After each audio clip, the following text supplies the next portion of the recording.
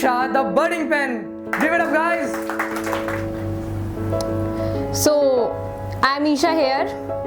मैं तो बढ़िया हूँ, आप सब अपना बताओ। मैं किसी बंदे पर नहीं लिखती, मेरे लिए तो मेरी माँ ही काफी है। तो 2 लाइन माँ पर। कभी हंसे तो कभी हंसाया, कभी रोए तो कभी रुलाया। माफ करना दोस्त अगर कभी जाने अनजाने में तुम्हारा दिल हो दुखाया।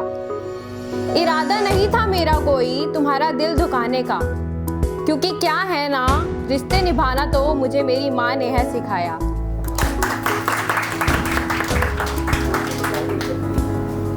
तो दूसरा एक, तो आप में से कौन कौन क्राइम पेट्रोल देखता है?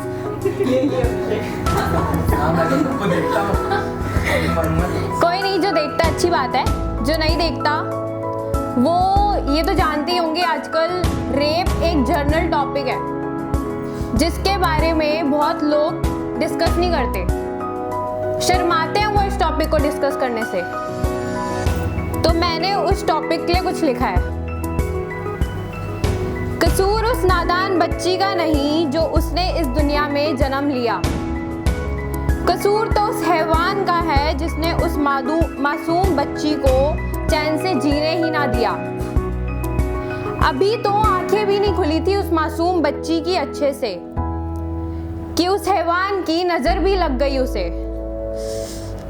घर पे तो होम ट्यूटर बनके वो आया, घर पे तो होम ट्यूटर बनके वो आया, और हर दिन मौके का फायदा उठाकर उसने उस मासूम बच्ची को तड़पा तड़पा कर रुलाया। हर दिन वो उस बच्ची को तड़पाता। उसके घर में भी माँ बहन है, काश कोई उसे याद दिलाता, काश कोई उसे याद दिलाता। वो मासूम बच्ची रोती वो चिल्लाती नहीं नहीं, था क्या कोई उसकी सुनने वाला कहीं? वो मासूम बच्ची रोती वो चिल्लाती नहीं नहीं, वो नादान बच्ची तो उस हैवान के लिए पानी का समान थी जिसको पीकर वो अपनी हवस की प्यास बुझाया करता था।